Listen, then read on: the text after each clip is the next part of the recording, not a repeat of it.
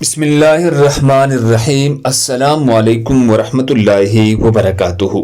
ناظرین گرامی، آج میں آپ دوستوں کو بہترین دعا سناؤں گا۔ اس سے پہلے آپ حضرات سے درخواست ہے کہ ویڈیو پسند آئے تو آگے ضرور شیئر کریں۔ تو آئیے شروع کرتے ہیں شیطان کے وار سے بچاؤ کا نسخہ۔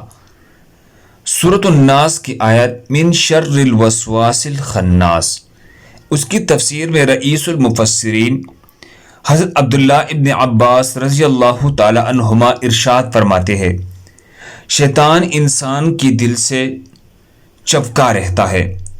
جب انسان اللہ کا ذکر کرتا ہے تو شیطان پیچھے ہٹ جاتا ہے، اور جب انسان اللہ کی ذکر سے غافل ہوتا ہے تو شیطان اس کی دل میں وسوسے ڈالتے ہیں۔